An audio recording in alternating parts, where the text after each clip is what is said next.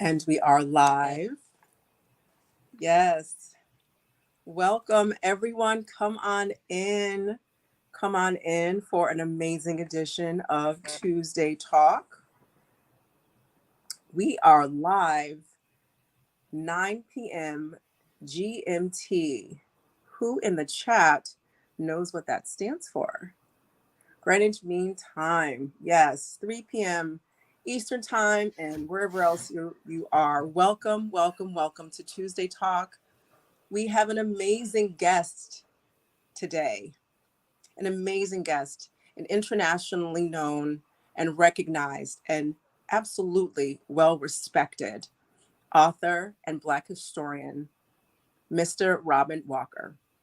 His Greetings, greetings. greetings. How are you? I'm having a good time. Good, good. Yeah, life is good. Life is good. It definitely is perspective and how you see it. How I hate to be cliche. How is the weather where you are? Cold, dull, and miserable. In other words, a typical London day. A typical London day. Well, you have a little snippet of America right now on the East Coast and all this. So we're just going to give you some of the sunshine. We only have like 2 minutes left of it, but we're going to give it all to you. Okay, thank you very much. Awesome. So, for those of you who do not know who Mr. Robin Walker is, you are in for a treat. This man is brilliant, and he has given us so much information and tools that we can use to help us live a more African centered life. Okay. So, as we have our conversation, remember, I told you Tuesday Talk is about learning and having the tools that you need to live the life that you want. So, watch it and then rewatch it and take your notes and make sure that you're learning along the way. So, Mr. Walker, can you please tell us a little bit about your upbringing, where you were born, what influences you had early on in your childhood, and how Black history was introduced to you? I was born in London in 1967. Um, the first 4 years of my life were in London, but then my parents wanted to return to Jamaica. So I spent 2 years living in Jamaica. Their marriage fell apart, and the result was they brought me back to England. So from the age of 6, I was back in England, and my growing up was done in Milton Keynes. But my adult education, when I became an adult, I went to university in London, and I've been back in London ever since. Um, like most people of my generation, I didn't think there was any such thing as Black history or African history. Um, the only sense of Black history that we had was, of course, the TV series Roots. And what that tended to show was the only history there was slavery and what came after slavery. So I had no real sense of Black history or African heritage. But I promised myself that when I graduated from university, I would read the book, Chancellor Williams's book, The Destruction of Black Civilization. And I read that book in 1990. I didn't believe a word of it, but I did have a philosophy background. Philosophy was my second subject at university. So I learned how to check an argument. And Chancellor Williams's book passed the test. And I've since read it 5 times. Mm-hmm. And what happened in 1990, later on, a girlfriend of mine suggested that there's this man called Dr. Femi Biko. He teaches Black history and African heritage. Perhaps we should all study with him. And I did that. And Femi introduced me to people like Professor John Jackson, Introduction to African Civilization, Man, God and Civilization. And other people introduced me to people like Professor Yusuf Ben Yochanan, and then Professor Jacob Carruthers, and then Professor Sheikh Anta Diop. And I've just been reading ever since. But before 1990, I had no knowledge of Black history at all, because I didn't even think there was such a subject.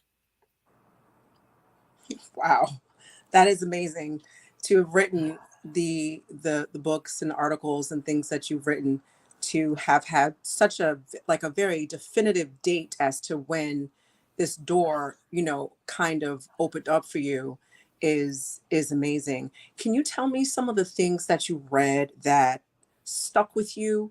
And I understand the proofing uh component to what kind of led you into Black history and reading and continuing, because once that first book passed your test of scrutiny, which we should all do, then you realized, hey, there are other books out here and other people out here that I should be reading to learn about my history. After you read that book, were you thinking, you know what, I do have some history, let me go seek it? Was there kind of a light bulb moment after you read the first book? What happened next was when I came across Yusuf Ben Yokanan's books, I was really impressed because he writes in a very confrontational style. He will present some data and then tell the readers, if you don't believe any of this, check out this reference, this reference, this reference, this reference, this reference. I've never seen anyone do that before. I didn't know that that is how history is written. I didn't know that with history, every point that you make, you have to be able to prove. You've got to remember, I don't have any history background. My background's economics. My background is music. So I didn't know that that's how it was done. And Ben Yochanan made it clear that that's how it's done. So Ben Yochanan, very, very impressed with Ben Yochanan. And then it was after that, then it was the other people, Jacob Carruthers, John Jackson, etc., etc., etc. Light bulb moments were when I found out that the central thesis of Chancellor Williams's book was actually wrong. Yeah, I said it. The central thesis was wrong. The evidence wasn't all destroyed. Exclamation mark, exclamation mark, exclamation mark. And that was the biggest shock of them all. I found out that a lot of the ancient and medieval monuments that Chancellor hints were all destroyed. Many of them are actually still standing. So a lot of people have this idea that ancient Egypt is the only place in Africa where there's ancient evidence.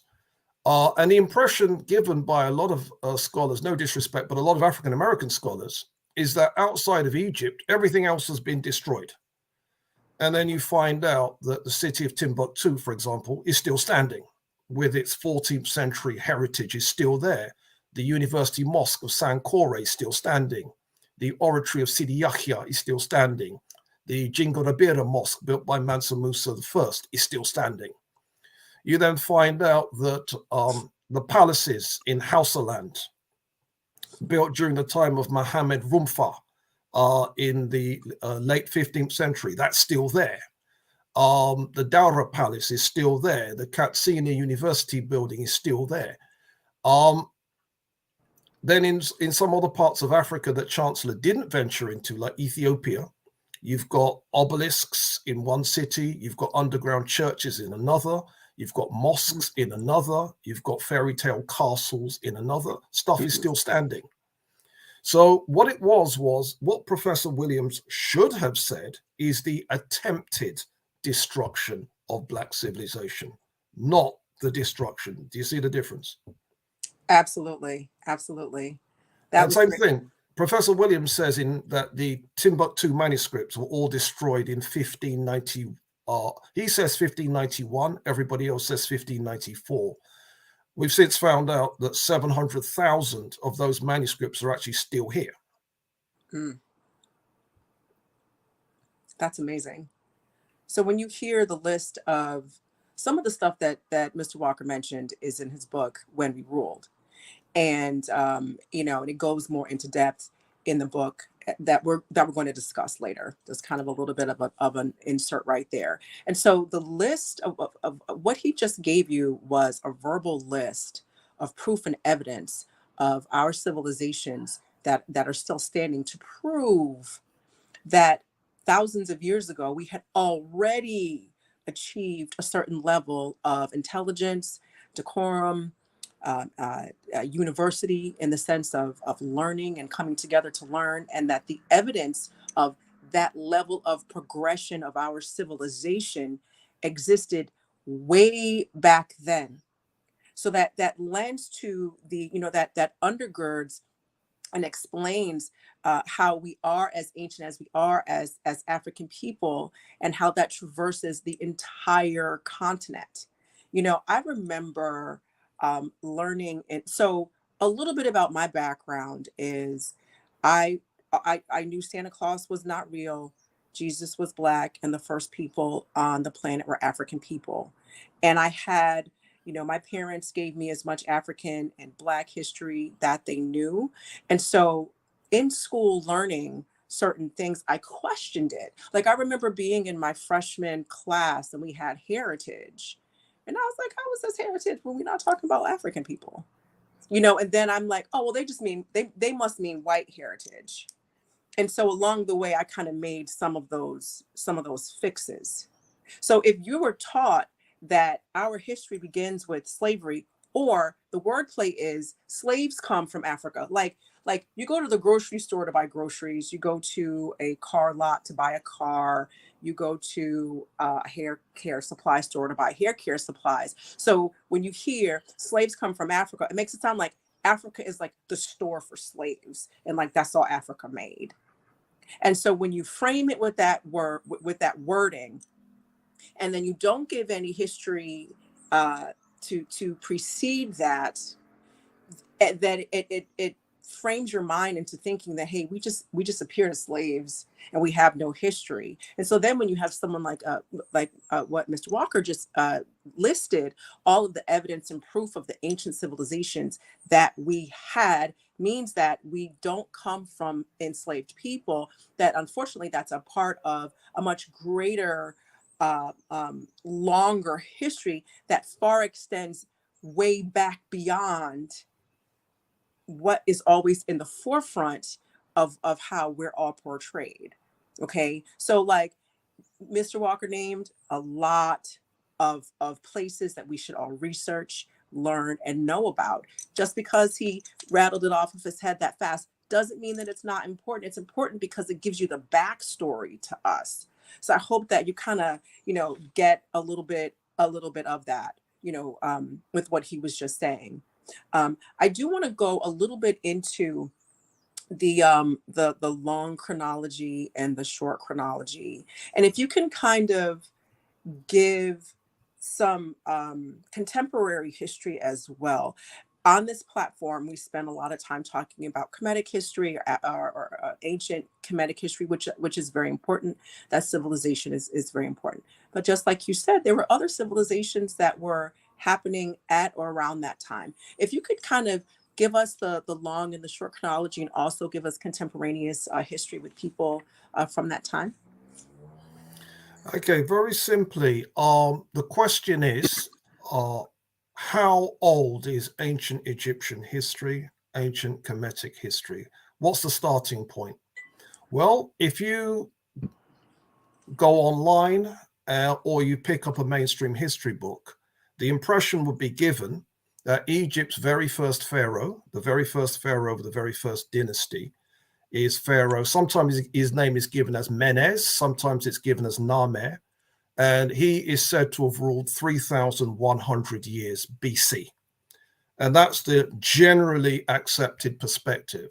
The problem with that generally accepted perspective is that it was completely fabricated and has absolutely no documentary evidence to support it. Wow. The actual history of Egypt was compiled by an ancient Egyptian historian called Manetho. Some people call him Me-Entehuti. And he was commissioned during the Greek period to write a history of Egypt. And his book hasn't survived. What we have is what later scholars quote him as saying. And there Okay. are two such scholars. One of them is Bishop Eusebius, who's a Christian scholar, and another scholar is Julius Africanus. And Julius Africanus seems to have had the most complete account of what Manetho says. And from Julius Africanus, we can reconstruct most of Manetho's king's list. And if you then go through that Manetho's king's list and start counting backwards, the impression that you would get is the very first king of the very first dynasty is 5717 BC, which is 2,500 years later, earlier than the made up 3100 BC chronology, which is the one that you see all over the internet and so on and so forth. Now, just because something is popular doesn't mean it's right. That's right. That's right. And what happens is because the only scholars that have investigated the chronology properly from our perspective is Professor Yusuf Ben Yochanan, who has a first dynasty date of 5701 BC, and he's getting that from a scholar called Joseph Hekakian Bey.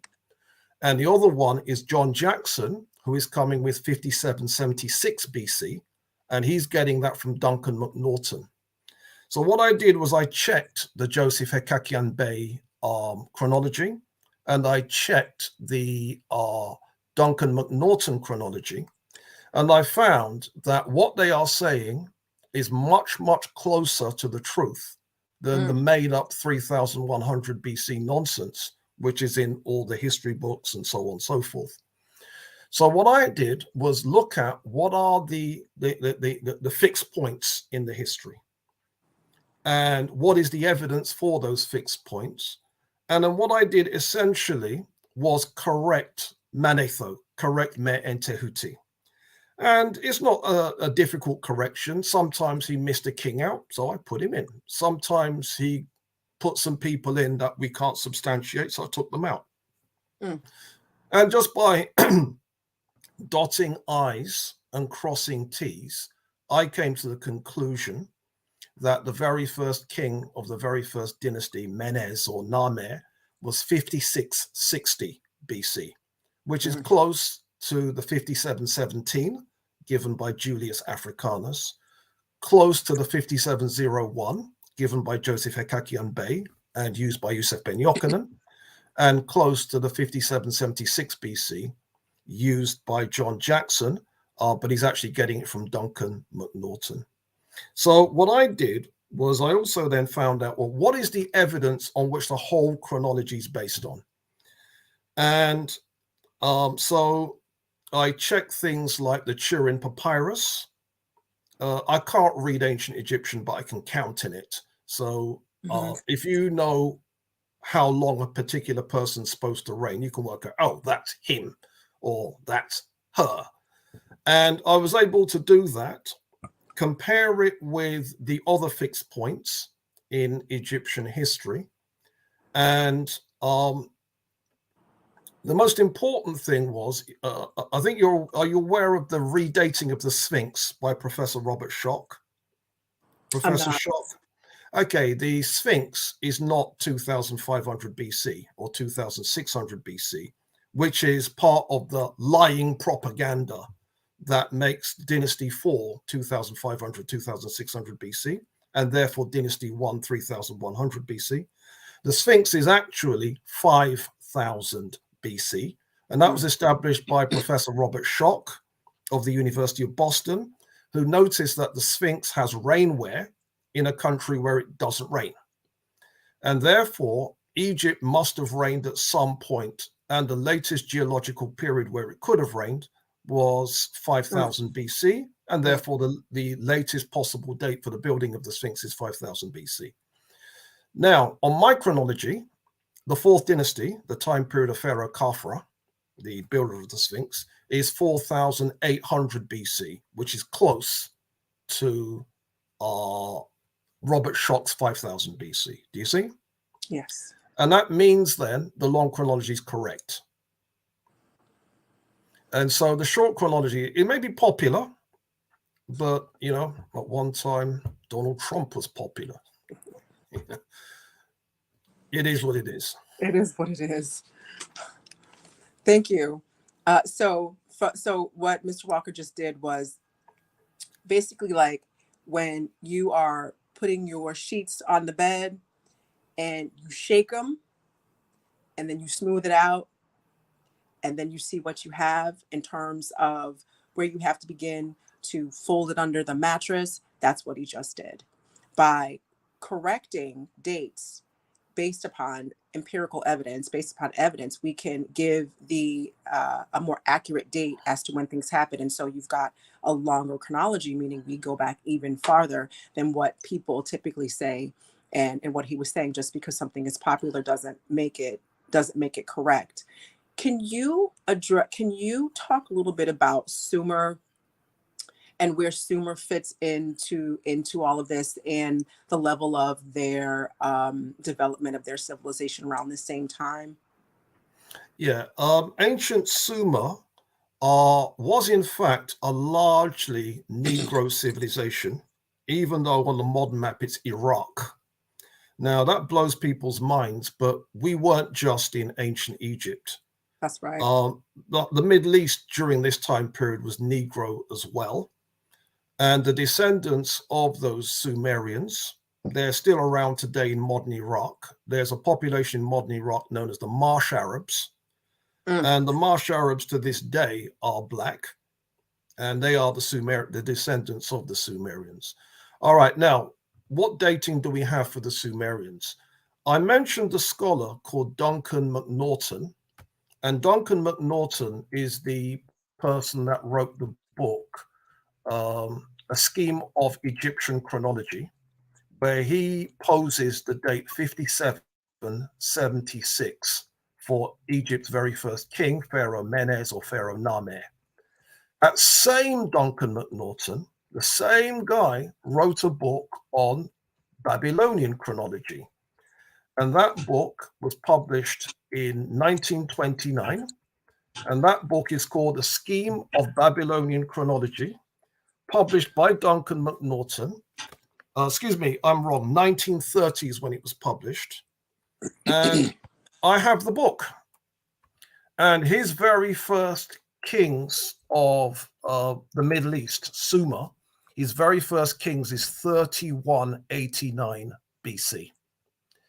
And 3189 BC is 2,500 years after the very first kings of Egypt.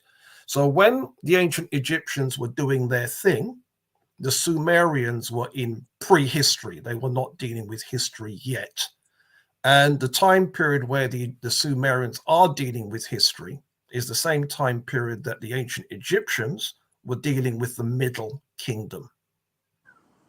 So ancient Sumer is the same time period as Middle Kingdom Egypt, i.e. 11th, 12th dynasty Egypt.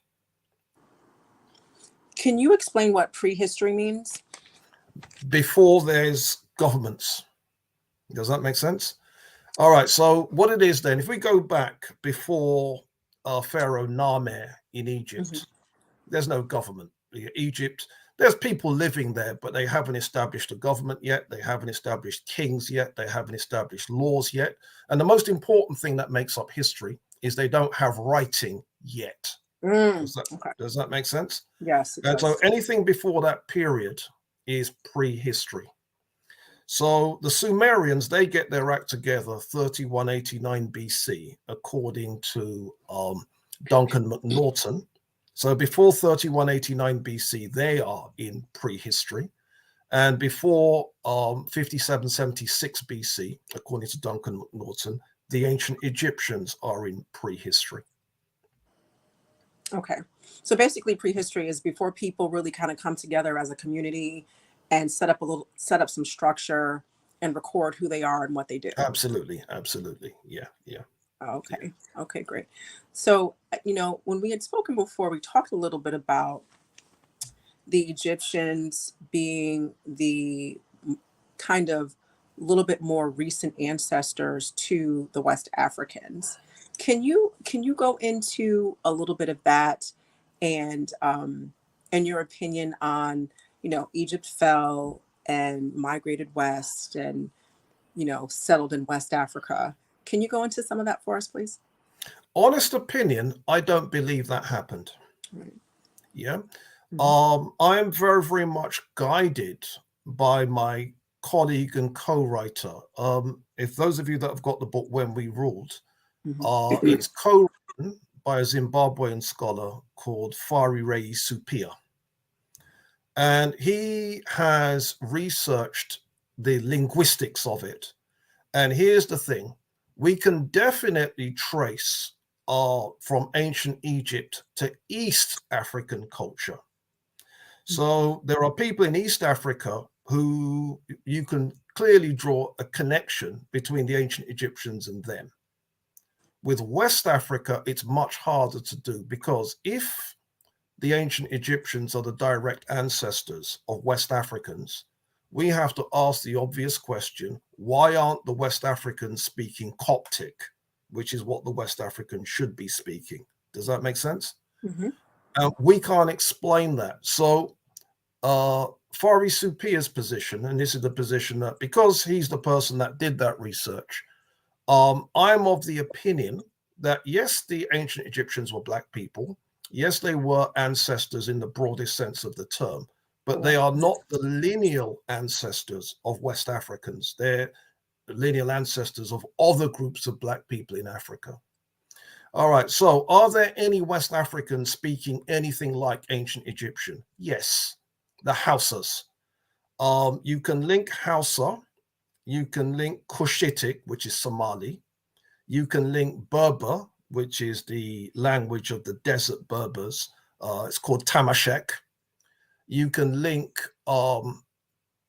ancient Egyptian into one language family. So Hausa, spoken by the northern Nigerians, that is indeed related to ancient Egyptian.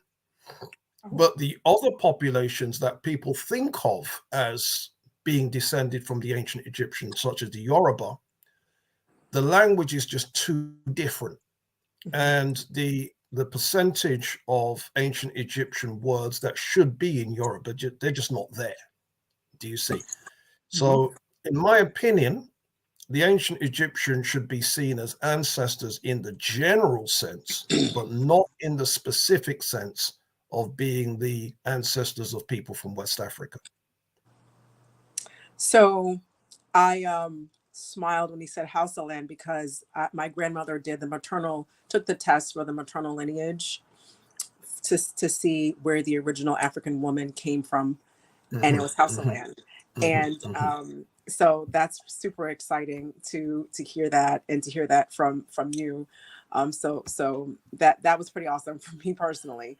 And so once again, we have empirical evidence that can track migration, and that can track how culture moves from one place, to the next. Does that mean that no ancient Kemites went west? Probably not. But it means that the majority of them, the culture, the people, there's not as much proof, especially linguistically, as would need to prove that. So speaking of East Africa, can you because so some books will say, when they draw the map of Ethiopia, it would include what we would call Egypt, and then some books have Egypt closer to, or Kemet closer to, how Egypt is drawn today. Can you explain the similarities between ancient Kemites and Ethiopians, the origins, and what is similar and what is slightly just a little bit of a variation of brothers and sisters? When the books talk about ancient Ethiopia, they don't mean the modern country calling itself Ethiopia. They mean the modern country calling itself Sudan. So the ancient Ethiopia. So when the Greeks talk about Zeus coming to earth to be honored by the blameless Ethiopians, they don't mean the country called Ethiopia today. They mean the country called Sudan today. Now, the country called Sudan today, in the ancient world, it was the kingdom of Tarseti. Later on, that same region became the kingdom and later empire of Kush. Later on, that same region became the three Christian kingdoms of Nobadia, Makuria, and Alwa. And so that region has got a huge amount of history. Now, if we look at the civilization of Tarseti, has kings 200 to 300 years before the ancient Egyptian first pharaoh. The first pharaoh is, as we've said, is Menes. Some people call him Name. And 9 to 11 pharaohs ruled in the Nubian kingdom of Tarseti before him. And 5,000 artifacts were discovered at a series of royal tombs in Nubia. And those 5,000 artifacts show that the early Nubians were worshipping the deity Osiris or Osar, whatever you want to call it. And so Osar is a deity that has its origins in Nubia. There's an artifact called the crystal incense burner, which has got an image of a pharaoh on it, and the pharaoh is wearing the white crown of what people call white crown of Upper Egypt. It wasn't Upper Egypt, it was the white crown of Nubia. That if you didn't know that Nubia existed before Egypt, you wouldn't know that the white crown was originally the white crown of Nubia, not Upper Egypt. The rosette, the symbol of kingship, is also depicted on that same crystal incense burner. And so a lot of things that we thought of as ancient Egyptian actually had its origins in the Nubian kingdom of Tarseti. Then you have the legendary British scholar, Sir E.A. Wallace Budge, who wrote a series of books on ancient Egyptian religion, where he traces the Egyptian deity Bes to lands far to the south of Egypt. He traces the ancient Egyptian deity Amen to Kush. He traces the deity Shu. He says that is a Nubian deity. Horus is a Nubian deity. Set is a Nubian deity. And therefore, a lot of the deities that the ancient Egyptians adored don't actually come from Egypt. They actually come from Nubia. And so they became a part of Egyptian religion, but that's not where those deities originated. And then my colleague Faris Supia has shown that the Book of the Dead, excuse me, was it the Book of the Dead or the Coffin text? One of them, they mention a lake of fire as one of the places being depicted. And he's found that that's actually in Central Africa. There are the Great Lakes region. One of them you could reasonably call a lake of fire. Do you see? So a lot of the Book of the Dead, the places being depicted in it are Central African topography. Interesting. So in ancient, so some of the stories that Egyptians had, or ancient Kemites had, they acknowledged the fact that their ancestors came from the geographical south, which would include Sudan, which would also include what we would call South Africa today, with the Sankoy people. Can you explain or show some kind of lineage of northern migration with linguistics and culture, starting with the Sankoy people and up through Tassetis, the Sudan, and Egypt or Kemet? Same thing. I can't prove that. This is what I can prove. The sycamore tree, which is associated with the deity Hathor, or Heteru, that is not native to Egypt. That actually comes from Central Africa. And as migrants moved north, they were able to get that tree to grow in further northern climates before it became an Egyptian tree. Do you see? So that's one that we can definitely trace from Central Africa, the sycamore tree. But as far as connecting ancient Egypt to the San, and other Southern African populations. There may be a connection, but I can't prove what that connection is. Now, this is what white scholars say. White scholars say that the population of ancient Egypt, particularly in the north, were not your typical Negroes. They were your typical Bushmen. And to give you an example, during the 1970, was it 1971 or 1974, when Sheikh Anta Diop and Teofilo Benga took on those 18 fools at the Cairo Symposium. You know about that? When it was established that the ancient Egyptians really were Africans, one of the fools said, no, they were not Africans, they were Bushmen. And it was like, dude, you've just lost your argument. So that's what some white scholars say. So that might be where the connection between the San and the Egyptians, that may be where some scholars are getting it from. But from my perspective, I can't prove that yet. So I don't go there yet. So, knowing that you can't prove it, can I ask you, do you believe it? Don't know. Okay.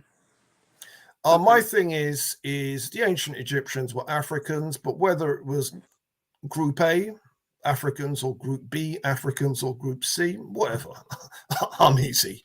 You know? Yeah. Right. Me personally, I think that because so much of our history has been hidden from us and lied to us on purpose, the discovery of it is something that is enjoyable because, Absolutely. yeah. And if you really want to know who you are, you have to know where you came from. So enjoying this process at this time in our lives is something that I think people can look at it as a huge undertaking, which it is, but just kind of dive into it in a way that's exciting.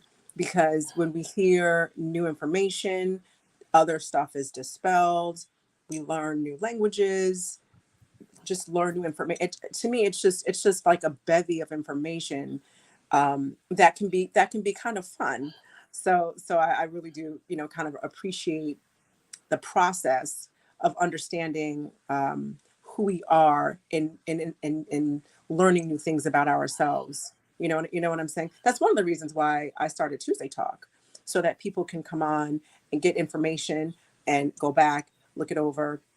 Mr. Walker has listed so many key points and places and dates and people and things like that you could, once again, I always encourage my Tuesday Talk audience to rewatch it and to take notes on what they've, learned, excuse me, from that. So I also want to talk a little bit about the Songhai people. And I know that was mentioned in your book, When We Ruled. We're going to get to it, When We Ruled, in a few. But in that progression of what we discussed of the different groups, where does the Songhai people fit? Where do they fit? Okay. I've actually written a whole book on the Songhai Empire called Everyday Life in an Early West African Kingdom. Songhai history is 61 kings, and the very first of them ruled in 690 AD. And they belong to three dynasties: the Zua dynasty, the Sunni dynasty, and the Askir dynasty. Some of the people watching may know of Askir Muhammad the Great. Mhm. And essentially, what's interesting about the Songhai history is it's well documented. So we do have two Timbuktu chronicles that have come down to us intact. There was a chronicle written by a Timbuktu professor called Mahmoud Kati, and his chronicle is called the Tariq el-Fatash, which means Chronicle for the Seeker of Truth. And another chronicle is called the Tariq es-Sudan, written by Professor Abdurrahman el-Sadi, who is another Timbuktu professor. We also have an eyewitness who's an outsider coming to visit, Leo Africanus. He visits Songhai, and he visits some of the cities and gives us a visitor's perspective. And we have an English scholar called Richard Jobson, who visits the Gambia, which was an outpost of Songhai. And he visited it in 1620, 21, 22, something like that. And his book is called The Golden Trade. And so by using those four sources and using other sources from, Moorish chroniclers and so on and so forth, me and my team, we were able to write quite possibly the most detailed account of the Songhai Empire in print. Mm. So when it comes to even things like the structure of the society, the industries, the music, the food, we were able to reconstruct that. Mm. So go on. No, go ahead. Go ahead. No, go ahead. I was going to say for my Tuesday Talk team to put everyday life in an early West African kingdom in the chat, so people have access to that book. We're going to do a lot of that at the end, but Mr. Walker just let us know that he and his team wrote basically the most comprehensive book and information on the Songhai people. And so when and kind of chipping away at learning about our history, we have to start with good references and good texts. So put that in the chat, guys, and I'm gonna put it up for everyone to see. So go ahead with what you were saying. No, all I was saying was in calling the book Everyday Life in an Early West African Empire, we really are giving an everyday life. So if you went to school, what would that look like? Mm. If you were working, what did that look like? If you were enslaved, yes, Songhai had slaves. What did that look like? But you see, when the people hear the word slaves, they think, oh, the same as what Europeans did to us in the Americas. Not necessarily. There's an account of a Songhai slave visiting Mecca without his enslaver's permission and coming back. And no, he wasn't punished. Do you see?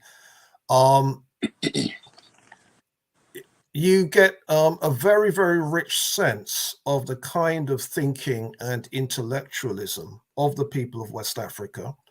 And it's a kind of thing that most people have never come across before. So some of the things that people said to each other, some of the attitudes, and essentially it's a very, very rich history. That sounds really interesting to know such detail. How did you guys find information on just like two people having a conversation, living their everyday life? A lot of it appears in the chronicles. So the Tariq el-Fatash. Mm-hmm. One of the things that upset one of the Askias, there's an Askia called Askia Dawood, and he's the middle of the 16th century. And what happened was an enslaved person, his name was Misikwala. He did an act of charity where he gave away wealth to people even poorer than himself. And word reached Askia Dawood that happened, and he was in consternation. How is this enslaved person giving away wealth and I haven't done anything? And so his advisors then come with a plan why the Askia should be giving away even more wealth. And they try to work the plan. And in the account given by the Tariq el-Fatash, it's about 11 pages of the consternation this enslaved person giving away wealth caused Askia Dawood. Mm-hmm. And his advisors come with a situation of how they can give away more. And one of his advisors says, and that is the difference between an elephant and a mouse, meaning the Askia is the elephant, the enslaved person is the mouse. Now, the idea that the emperor should be upset that somebody gave away more than he did. Now, doesn't that paint an interesting picture? Slightly. Yeah. You then read about Professor Ahmed Baba, one of the Timbuktu professors. He was captured and enslaved by the Moroccans, And the thing that upset him most was he lost his 1,600 books. Mm-hmm. 1,600 books. Is that the kind of libraries that people had? Again, these are the kind of things that come out. And the other thing too is the monuments from the time period. I mentioned some of them, the Timbuktu monuments, the Genet monuments, the Gao monuments. Some of these buildings are still standing. So contrary to Professor Chancellor Williams, they weren't all destroyed. But what it is that if you don't know that, you don't know that. Right. And that, and that is the process of learning. It's you have to go search and find, and then you get, information A, and this is accurate until information B comes along, which modifies, right, or might disregard information A. And whomever presented that wasn't trying to be dishonest. It's just that's what we had, at that particular time. So I also wanted to ask you about the farewell sermon by the Prophet Muhammad. Can you explain a little bit about that and how, that was influential? I didn't. Well, I have written about it, but I think you think I wrote a book on it. I didn't. I wrote one chapter on it. Let me explain. The farewell sermon, according to the way it's quoted, I've heard Muslims quote it. There's a passage where it says, the Arab is not superior to the non-Arab, nor is the white man superior to the black. And two scholars doubt that the Prophet said that. Now, the significance of it is that if that's the way around, the Arab is not superior to the non-Arab, nor is the white man superior to the black. It gives the impression that the Prophet was white and he was talking to white people. Mm-hmm. Does that make sense? Mm-hmm. And we don't know what color the Prophet was, and we don't know if he was talking to white people. And that would be your trump card to say he was white, he was talking to white people. But since I've come across two sources that say that is not in the original farewell sermon, then we can't draw the conclusion that it was a white prophet talking to a white audience. So I'm not saying, therefore, the Prophet of Islam was black. I'm raising the question that he wasn't white. And that being the trump card that people will use, that trump card is not actually authentic to the speech, according to the two sources that I came across. Okay. So, excuse me. I see that you had written a series of reports on just different aspects of Black living, like the Black Community Report, the Black Child Report, Classical Splendor, Roots in Black History, and People Science and Intelligence Unit. That is just a few, that I came across, and they were all before when we ruled. Can you tell us after, because it sounds like, you read this book and it opened up the door to not only Black history, but how to prove it and disprove it, and the fact that that's necessary. Then you've got this bevy of information, you're working with people. What was your precipice to say, hey, you know what? I know a few things. I'm going to write a book and I'm going to call it When We Ruled. How did that process happen? Okay, the People Science Intelligence Unit was a business that was run by one of my colleagues. Mm-hmm. And because my background is economics and my second study was philosophy, he wanted someone who knows about economics and knows about statistics to interpret the findings. So essentially, the Black Community Report, the Black Child Report, the Asian Community Report, those were statistical papers that was done on the lifestyles, the spending habits, the schooling, the wealth of the Black community in Britain and the Asian community in Britain. The term Asian in Britain means people from India and surrounding countries. It doesn't mean China and surrounding countries. Do you see? Okay. Mm-hmm. And what it meant is that we were, for that time period, the authorities on Black Britain and Asian Britain, because we were the only people with that statistical data. Okay. And so we were able to talk about the schooling, what people, how people spent their money, their educational attainments. We were able to give a very, very full picture, and make that available to libraries that wanted that information, government bodies that wanted that information, and companies interested in marketing to the Black community and to the Asian community. And one of our findings, which I'm very, very proud of because we spotted it before anybody else, is we found that there was an inverse relationship between Black people in Britain getting educated and Black people in Britain getting employed. Inverse relationship. As people got educated, their chances of getting a job went down, not up. Okay. Down, not up. And what that showed then is proof that employers were discriminating against Black people who were educated. Mm-hmm. And everyone thought before that, no. The more educated you get, your employment chances go up. Well, we were the first people to show that statistically that's not true. It actually goes down. All right. Now, after that, I wrote my first African history book, Classical Splendor, Roots of Black History. And I think that book came out in 1999. Mm-hmm. And in every way, it's the precursor to When We Ruled. So if you take that book and fatten it up, you get When We Ruled. Okay, good. Okay, so When We Ruled, Classical Splendor came out in 1999. When We Ruled came out in 2006. Mm-hmm. And why When We Ruled was written is nobody took Classical Splendor seriously. Nobody. So what I wanted to do was to write a book that was so big, so thick, that people couldn't ignore it. Right. And that was the whole point of writing When We Ruled. It was going to be called When We Were Kings, but my publisher,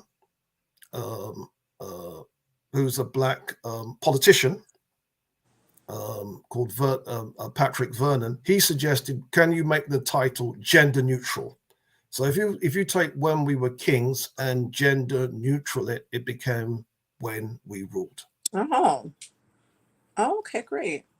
Now, I know that When We Ruled has a foreword by Runoko Rashidi, the late great Runoko Rashidi. Can you tell us a little bit about your relationship with Runoko and perhaps his influence on the book? Rashidi, he did a lot of work in London, and we hosted him in London where he gave lectures, he gave presentations, and he did tours of the British Museum. So we spent a lot of time with Rashidi, so we've got big love for Rashidi. And the result was, we talked a lot and that kind of thing. And so when I sent the book to Black Classic Press to see if they wanted to publish an American version of it, they suggested, I suggested, can you get Yusuf Ben Yochanan to write the foreword? And they said, no, he's too old. He's not in a good place. And they suggested, well, Rashidi, yeah, okay, can we get Rashidi to write the foreword? And so the American edition does have the Rashidi foreword. So I'm very, very chuffed about that, to be honest. Now, the influence of Rashidi, two of the chapters, is it 2 chapters, 3 chapters? I can't even remember, deals with African civilizations in Asia. So, and Rashidi is the pioneer. That's his domain. So the Sumerians, the Elamites is where Iran is today. The Indus Valley civilization is where Pakistan and Western India is today. The Arabia Felix civilization is where Yemen is today. And Rashidi is the pioneer. So he the man, he's the person that made that happen. So my research is following his research in that area. Awesome. Yes. That's a nice little tribute to Runoko Rashidi. So I want to kind of wind down and wrap up with some of the things that you do or have done, do you still have Black history classes? Do you still tutor Black history? Is there some kind of way that people can continue to learn Black history through your services? Yes, there is. Mhm. I have an online website called The Black Secret. Mhm. The website is www.theblacksecret.co.uk. .uk. Okay. And what that is, it's an online course and it's properly structured. I've been teaching Black history and African heritage for years. And then the idea is to put that content online. So the classes are filmed in a London classroom, and I'm teaching, and what I'm presenting, you've got my presentation on screen. So the images that I'm talking over, you can see them. The notes that I'm giving out, you can see that. So basically, you can teach yourself Black history and African heritage from this course. Okay. So we are inviting people to subscribe to our course. Um, Normally, it's £35 per month, but because it's, we've just had Black History Month in Britain, so we've got a sale price which is half that, £18 per calendar month. And we want people to subscribe and teach themselves the history and heritage. And it is a course, so it starts with so we've got all the great civilizations in there: Ghana, Mali, Songhai, the Nigerian civilizations Nok, Igbo, Yoruba, Benin, and Hausaland. You've got Kanem, Bornu. You've got the medieval Nubian kingdoms of Makuria, Alwa, Nobadia. You've got Ethiopia. You've got the Swahili city-states. You've got Great Zimbabwe, Munamatapa. You've got Congo and Angola, Nzinga country. Mhm. You've got human origins. You've got the ancient Egyptians broken down into the Old Kingdom, Middle Kingdom, New Kingdom, the Kushite period. Um, oh, by the way, did you know that the ancient Kushites, for a brief period, actually ruled Spain? And we've actually got this a Spanish document where you can actually see the name Taharqa coming up in the document. And this is a Spanish medieval scholar writing in medieval times, talking about how the Kushites conquered, his country. We've got Carthage, we've got the Sumerians, all that good stuff. And the most recent part of the course is we've got the last 500 years, which will include African American civil rights, Black British civil rights, great Africans over the last 500 years, all that good stuff. So it's a very, very thorough course, and you're going to come out learning tons of Black history and African heritage. Wow. The synopsis was a lot. You could just learn something from what you just said. So is it self-paced? You start and then you just work your way through it? Yeah, so each class is about 1.5 to 2 hours. If you don't have 1.5 to 2 hours, you can watch it for 10 minutes, freeze. I'll come back to it tomorrow. If you want to watch at 3 o'clock in the morning, you want to fit half an hour in, freeze, come back to it when you've got some more time. Do you see? And then Mhm. once you do each class, then there's an exam. You can test yourself. Awesome. And then we have systems and structures in place to mark what you've got and send it back. So you really can learn Black history and African heritage and really get up to speed. So it's not just Kemet and Kush. You really are going to get the full package. But Kemet is in there, Kush is in there. And the thing about the chronology of ancient Egypt and the detail of that chronology, we've got all of that in there. So if people want to know how the chronology was put together, that content is there. So they don't call you the Black History Man for no reason. That is awesome.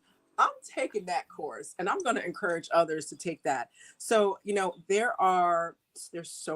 there's a lot of comments in the chat. I'm going to just scroll through and see if we can get some questions answered. Kametia says, great to hear this brother's perspective. I appreciate the accurate breakdown of the history. And let's see. Just want to get questions. Kametia says, there is some evidence of ancient calendars in South Africa that predates those in Taseti. Mr. Walker, have you come across that?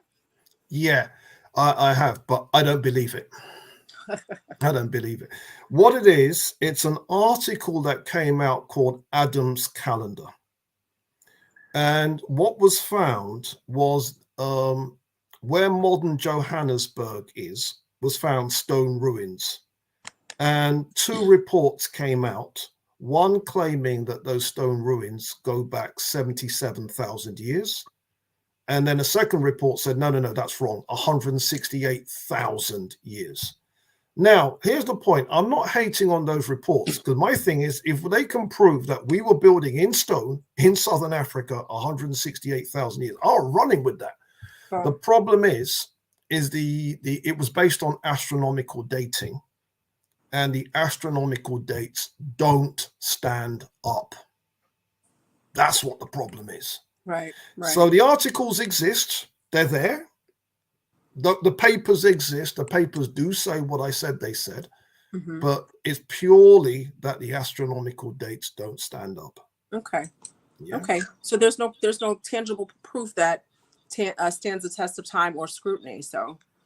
Yeah. So in other words, the people that are quoting it, they're not quoting it dishonestly. The papers do say that. It's just that I have to make sure that I'm happy that would stand up in court. And I think a court, a lawyer could tear that apart in court. So I can't use it yet. I hear you on that. And we've got someone who says, "What? I just watched it. Robin Harper, definitely watching this from the beginning, as am I." And Robert James says, "It's a great course. Peace to Robin." And Shaka Ross. Thanks. Shaka Ross says, "I can personally couch for Robin Walker's Black Studies history courses. Get on it. You won't be disappointed." So we have Scribe Sanjeti, who teaches the Medu Neter. He is a member of the Temple of Anu. In regards to the chronology of dynastic period and the modern issues we have, are there any updates to the topic in the online course from the contents and When We Rule? Some of When We Ruled is no longer where it's at. The chapter on human origins in When We Ruled is now old and outdated. New discoveries, basically. And the new discoveries are in the online course. But I haven't had an opportunity to rewrite When We Ruled to change the data. Do you see? But yes. The online course is about as cutting edge as I'm aware of. Guys, it's here. So many times people don't know where to start because they're so overwhelmed. Well, here it is, y'all. It's right here. And if you want it, go get it. Okay. So I'm going to end it with that. Well, actually, I'm going to say this with all of Mr. Walker's contact information, his website, his book, When We Ruled. I'm going to get this information from him and update it. So, Mr. Walker, what I do is after the show is over, wherever I advertised it, I update it and I put links to any contact information that you want, the public to have. So just hang back a little bit afterwards. I'll get that information from you and I'm going to update all of this information. Guys, don't tell Mr. Walker, but I want to have him back. And here's what we can do. People who are going to sign up for the course, we can take the course together-ish, right? At our own pace, but at the same time, read the book When We Ruled, have Mr. Walker back, and we can have more of a question and answer kind of a Tuesday talk, but only after you've patronized his business, taken his courses, and have better questions to ask because you've spent the time to learn about it. If you're interested in doing this, because I'm doing it, y'all, And I want other people to do it with us. It'll be fun. You can have them back, ask some dope questions. Follow me at Yoga Girl Sai on Instagram and mention Tuesday Talk with Robin Walker.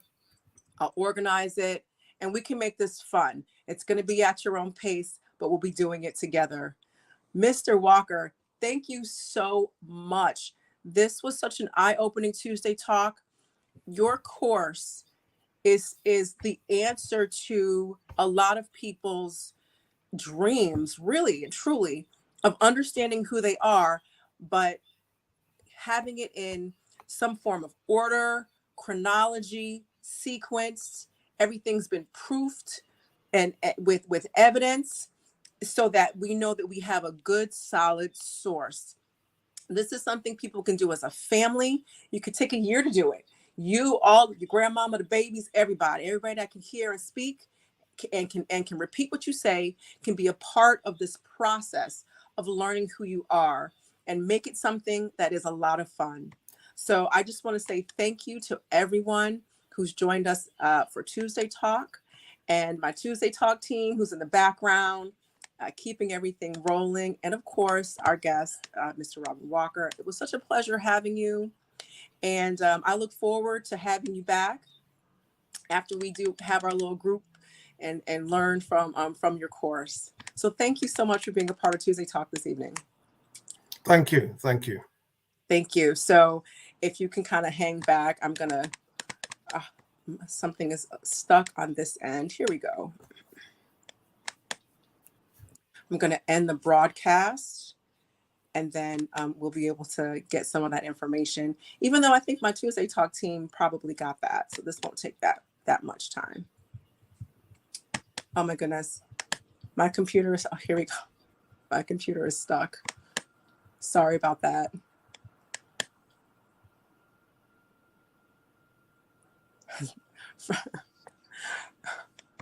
All righty. Thank you everyone for joining Tuesday Talk, and I will see you next week. End the broadcast. We're still live. I apologize for this. That's okay.